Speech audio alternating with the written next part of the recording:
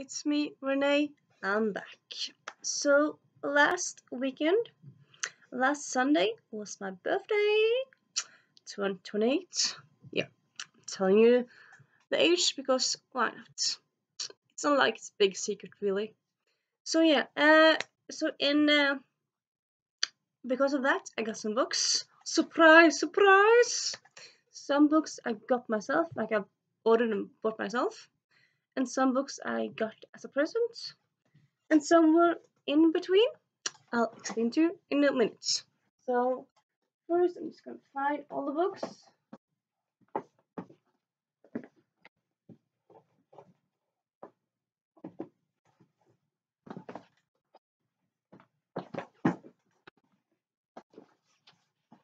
So these are all the books I got.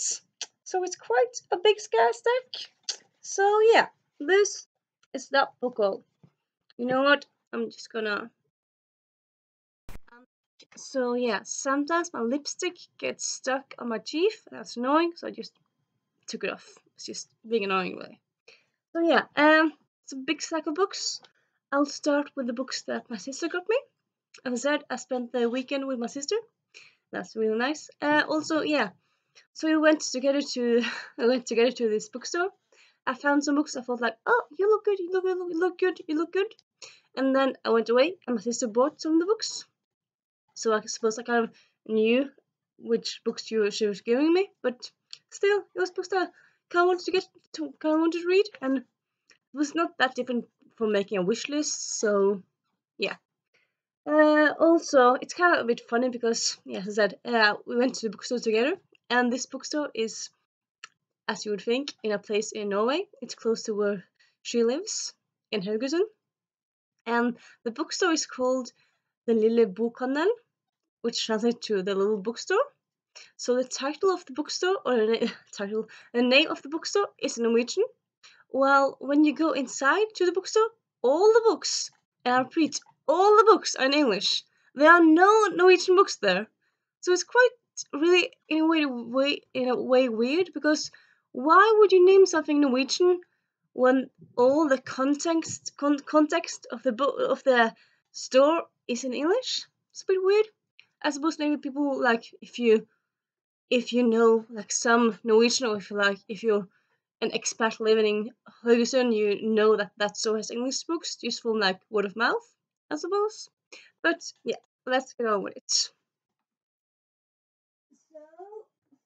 we have a little history of archaeology by Brian Fagan.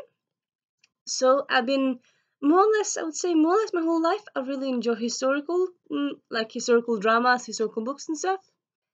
And also, I thought like, it would kind of be fun to read like a a non-fiction book about history. And it's like it's archaeology, so it's like discovering the history and stuff. And yeah, I felt like it seemed fun. And I didn't really know much about it or something. So I suppose it might be bad. I suppose it might be like one of those non-fiction books where it's written very like a textbook and it's written very dense and stuff. And I suppose if that turns out to be the case, and this is a bad purchase, but hopefully it's a good book. Crossing my fingers. So yeah, that one seems very interesting and cool. Might pick it up for non-fiction November. Might pick it up later sooner. Who knows? Then we have A Bottle of Rum, A History of the New World in 10 Cocktails by Wayne Curtis. This is kind of extra fun, I would say, in a way, because, well, yeah, because it's a history about, you might notice, about spirits or like alcohol. So it both has recipes, but it's also like history of the Caribbean and America related to alcohol. And personally, I don't actually use that much alcohol. Some people they seem to drink a bottle of wine a day, bottle of wine. Some people might, or maybe drink a glass of wine a day, or they might drink a beer each weekend. I don't really do that. I might drink something like once a month, though actually today, right now, I actually have a drink, so it's quite fitting, really. This is a Rory. It's based on the Gilmore Girls, Gilmore TV series. So in series six, yeah, she gets a drink named after her for her 21st birthday, and so it's made of pineapple juice, and it's supposed to be champagne, but I just used white wine today. And then you also have that there's a sweetening stuff you have in it, grenade, so it's very sweet. And I suppose also you're supposed in a way to use vodka. I didn't find that today, so it's halfway. It's just missing one ingredient, and it's very tasty. So yeah, I like drinks when they tasty, when they're sweet. Though I like some of them that's bitter, but I like most of them when they're sweet. So yeah, and yeah, I suppose lately I'm more into like reading stuff that I don't love or that I'm not like 100% passionate about, but I kind of still want to like read more. Like you should want to learn more, or read more, also learn more about stuff that's not 100% in your wheelhouse, because expanding your horizons. So yeah, I want to go for this one. And also a bottle of rum. It kind of sounds like I suppose it's also supposed to like reference Jack Sparrow, and I love Jack Sparrow. So yeah, this seems cool, and it's not that big. So yeah. Mm. Okay, moving on. Next we have the book lovers. Now this word. The book lovers miscellany. Miscellany. How you pronounce it? Not quite sure. But anyway, it's a book about like fun facts about books. So it's like, ever wondered how ink is made, or what is the best-selling book of all time? Full of fun facts, potted stories, and curious lists. So it's all about like books. It's not like a huge book, but it's just like 114 pages. So it's a quick, fun book to read now and then. I suppose also you can just pick it up, read one page, and then pick it up and read more later. It's not like you need to read all in one go. And yeah, I'm a book lover, and of course I want to read more about books. So this was just like, I need you. So this was kind of the only book from that sort of like, I need you. Of course, intriguing. Most people were like, I need you. Tell that to me. So yeah, very very happy I got this one. Then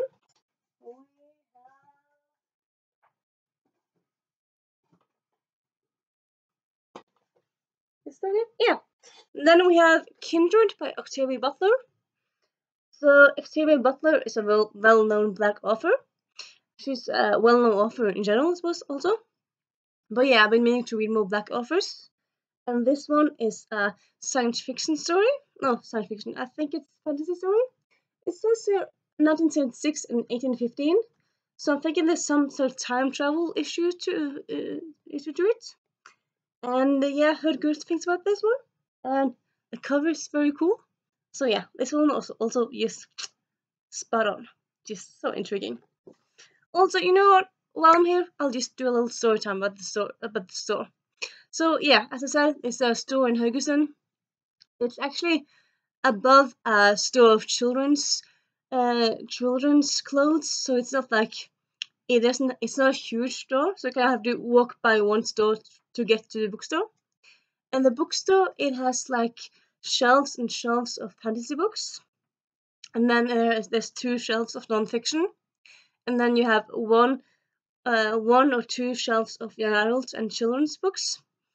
Well, like older children's books, and then you have actually one side, one wall of picture books and stuff in English. All books are in English, so it's quite fun. And they also sell book related, like they sell bookmarks, they sell book bags and all those fun stuff. Really, though I would say I like it, but I feel like I kind of hope that it would be bigger, because like I like you, but I want more. And yeah, also they had a section, as I said, for fantasy, they had a section for crime, and there was a section for non-fiction. There was not really a section for contemporary or romances, and that kind of bugged me out. I kind of wanted a section for just for contemporary, like a section for contemporary romance or a section for contemporary YA, but there was no such section. And yeah, that kind of bugged me a bit. But all in all, I really liked this story. Was the story? The story was really nice. It was quite cool, really. And yeah, having a bookstore in Norway with only English books, when even though yeah, Norwegians we read pretty easily English. There's a lot of us who knows English. There's a lot of people who are from other parts of the world who live there, etc., etc. It's still like English is not an official language in Norway. It's not like used so much. Like you can go someplace and meet people who don't really know English or don't like are comfortable using it. So yeah, it's quite fun really to have a bookstore in Norway with just English books. Quite fun really. It's quite. I really like the idea. It's really cool. Yeah, I think I'm definitely gonna go back there someday. And yeah, other than that. No, that's just a little story time. I'll link some pictures from the place. I didn't take some of the pictures inside because I'm an idiot. But I'll go back and I'll link the pictures that I have. And yeah, let's move on. So yeah, that's all the books that I got from sister from that store. So now we're moving on to a section of books that I bought myself. Now, okay, so I have three sisters. So I'm part of four sibling. I'm part of a sibling coop. Sibling. We're four in all. Like we're four sisters in total. So yeah. From one of my sisters, I got just she gave me money, and then I could like use it on my books and stuff. So yeah. So now I'm going to show you the books that I got for myself. Sorry. So first we have Seafire by Natalie C. Parker. So it's mermaids, and I think it's high fantasy. I might be wrong, though I'm pretty sure it has some queer aspects to it, and it just sounds very cool. Actually, I haven't heard about much about it, but it just sounds cool. On the back it says high seas, high stakes, and high time for revenge, and that just sounds so fun. So that one, and then we have Defy and Defend by Gail Carriger. It's a book in a delightfully deadly in a series. So it's based around the characters from the finishing school. So they're all spies and or assassins, and this one is a spy story. And she writes whimsical and fun, and I can't wait to read this book. So happy. Stay still, don't. It's falling. Okay, I'm just gonna move it there. And then we have The Wedding Party by Jasmine Guillory. I read the wedding dates earlier this year. I really liked it. And so I thought, you know what, I want to read more by Jasmine Guillory. And yeah, very happy to get this one. And then we have Gods of Jade and Shadow by Silvia Moreno Garcia. So this has been described as Percy Jackson for adults. So it's based around Mexican folklore and Mexican myths. And it's set in 1920s in Mexico. And yeah, he's very excited to get to this one. And also, beautiful cover. And yeah. The Blossom and the Firefly by Sherry L. Smith. This is a queer love story set in the past. I've been meaning to get more queer books, so a lot of these are queer books. Sorry. Next we have When Katie Met Cassidy. Sorry, by Camille Perry. This is a queer love story. It's a contemporary, and yeah, it's actually been on my radar for some time. I thought like, you know what, I'm gonna check if the bookstore has this book, and I did. So I ordered it, and yeah, now I have it. So that's cool.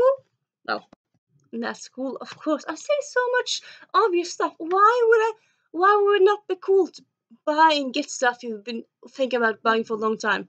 I don't know. I don't know.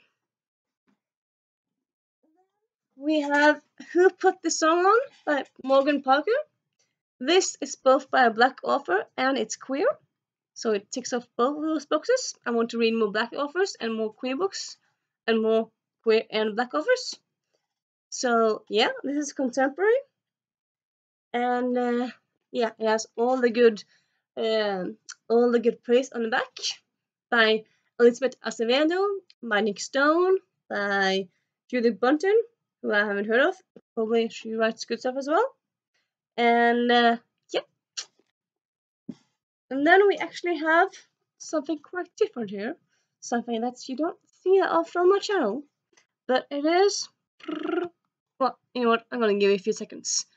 You want to write down, I guess? No, it's not science fiction. No, it's not horror book. It is a Norwegian book. Well, it's not a Norwegian book, it's translated. So I suppose you see them now and then, but yeah. So this book we just kind of had in my bookstore. As I said before, I work in a bookstore. So yeah, and I just can't be eyeing this for quite some time. It's called the Lonely Hearts Bookstore. I'm pretty sure that's the original as well. Let me double check. What is the original title? The little shop of lonely hearts. So yeah, more or less the same name. And it's by Annie Darling. It's a contemporary book of all the patrons who use the bookstore and yeah, stuff like that. So we have like a cast of characters and there's a love story and it's just like yeah, it doesn't have that much praise on it. But still like not all the good books have so much praise on the book. Well, in the book. And still this just seems so cool. And yeah, I really want to read it. Sorry. There I go again, saying something obvious. I also want to read it. Why else would I buy it? Yeah, yeah. Just being annoying now. Sorry. Yeah, that's actually that. Though, so yeah, I didn't really supposed to get that many books. I have gotten some new books lately that I haven't really hauled yet, except these, of course. So instead, I'm going to hold them now at the same time because why not? So let's get those, and that is.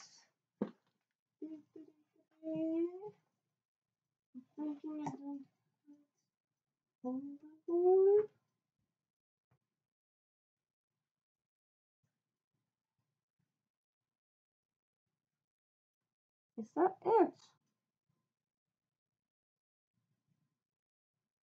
I thought I had much more. Maybe that's it. Yeah, you know what?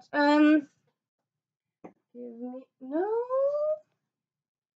Yep.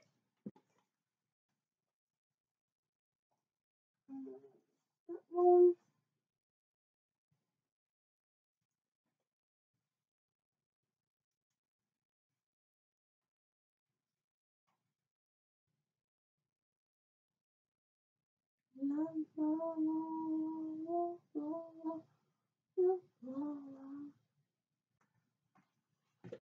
Yeah, I thought there were so many books that I hadn't told, but now I'm just finding some, and I suppose I might still be forgetting some books, but yeah, I'm just gonna show you these few books now, and if I forget some books, I'll just include them next haul. So I have Spells on Wheels by Katie Leaf, Megan Lewis, Levens, and Marissa Louise. So it's think Buffy, but like I suppose more modern. So it's this French group who are all witches, and they get robbed, and they have to get back their stuff. And shenanigans ensue. There's both drama and love, romance, and also action plots, and it's just very fun. Very nice little book, not long, and yeah, it's got very nice, well, very nice. It has nice art in it, and yeah, I really recommend this book. I'm thinking it's the first in the series. At least this is the first one. I suppose it might be. I heard of this book from this comic book from the names of booktubers. Can't remember her name at the moment. But I can picture it in my mind. I'll link her in the W. And yeah, it sounds fun. And it was really fun. I just read it on Tuesday and I very much enjoyed it. And yeah. And then we have, I think I might have hold this, but I'm not quite sure. But Steelheart by Brandon Sanderson. So this is the first in a series of superhero books he's written. And it's not huge. A lot of his books are huge. This one is not, you see? It's just 370 pages, so it's not huge in any way. Like some books look thin, but they are huge, but this is not at all. Like I would say a book that's under 500 pages is not huge. I don't really know how you define huge, but that's not how I define it anyway. And yeah, I really want to get to it before the end of the year, or just whenever, but I kind of want to get to it soon. Kind of want to read it soon. As I said already. I'm repeating myself, I don't know why. Now we have Keeper of Lost Cities by Sharon Messenger. The first book in a middle grade series. And this book has been all over BookTube for some time recently. Peruse from Peruse Project loves it. And other people, I can't remember who at the moment, but people love it. And it just sounds very fun. I heard that it has queer aspects to it, and it's love story, but it's slow burn, which I really enjoy. That the themes are very good in it, and it's funny and original, and just very excited to get to this. And then we have Theatrical by Maggie Harcourt. So Maggie Harcourt writes contemporary, I suppose, romances. They all have plot line. I suppose maybe they're not completely romances, but like yeah, they all have love stories. And this reviewer actually says like the UK's answer to Rainbow Rowell, which I suppose is quite true because it's quite. Her books are often focused on fandoms, but also like lots of fun references and stuff. And it's also full of heart, and they're also so wholesome. And yeah, I really can't wait to read this one. Why am I saying that? Of course, I can't wait to read. I don't know why I'm being silly. And then, you know what? I'm going to include one last book. Because I think should I not? I am.